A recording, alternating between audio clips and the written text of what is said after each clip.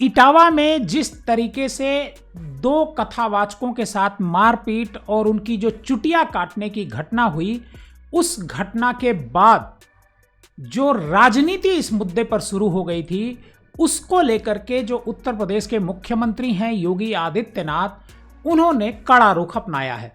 योगी आदित्यनाथ ने जो इटावा के एसएसपी हैं ब्रजेश श्रीवास्तव, उनको कल एक समीक्षा बैठक में रात में कड़ी फटकार लगाई और योगी आदित्यनाथ ने कहा कि जिले में इस तरह की जो घटनाएं हो रही हैं, इससे साफ लग रहा है कि कुछ लोग जातीय हिंसा कराना चाहते हैं और पुलिस इसे रोकना चाहती है लेकिन रोक नहीं पा रही है। मतलब इटावा की घटना के बारे में उन्होंने कहा कि पुलिस इसे रोक नहीं पा रही है और औरैया और कौशाम्बी जिले के जो पुलिस अधीक्षक हैं, उन पर भी जो है योगी आदित्यनाथ की नज़र थोड़ी टेढ़ी रही इस बैठक में।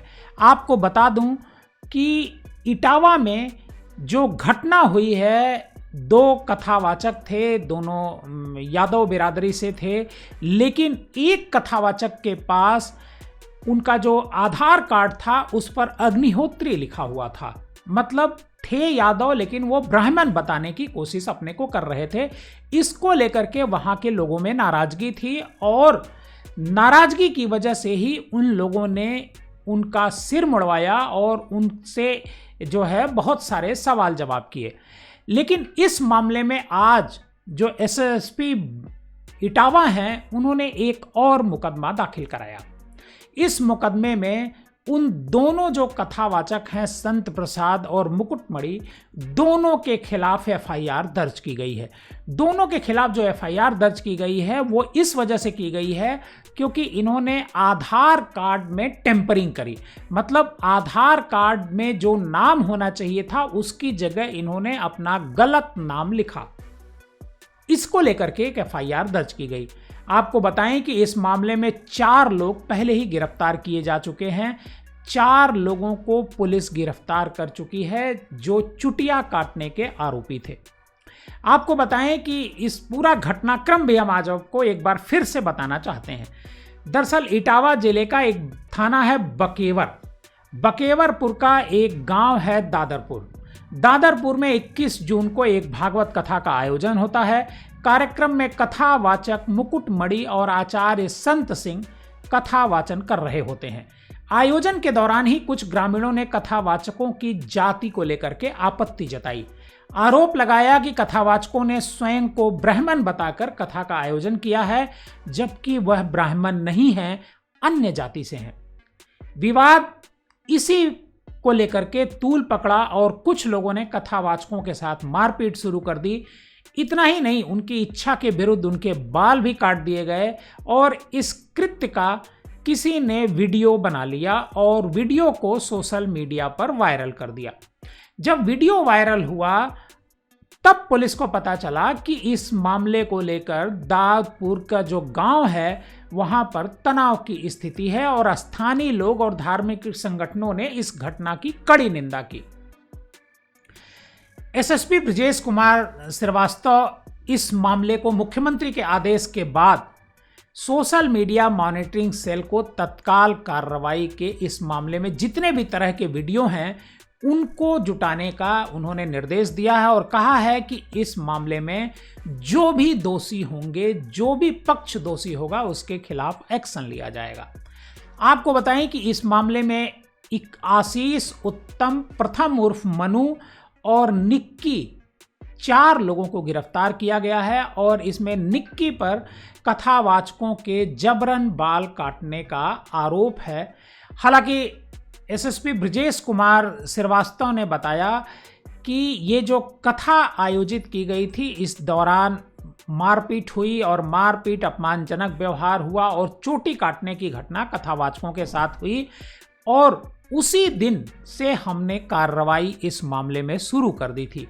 लेकिन अब इस मामले में एक नया मुकदमा दायर किया गया है जो कथावाचक हैं उन दोनों के खिलाफ, क्योंकि एक कथावाचक ने उसमें अपनी पहचान छुपाई और पहचान छुपाने के साथ साथ उन्होंने जो आधार कार्ड बनवाया वो आधार कार्ड टेम्पर किया हुआ था।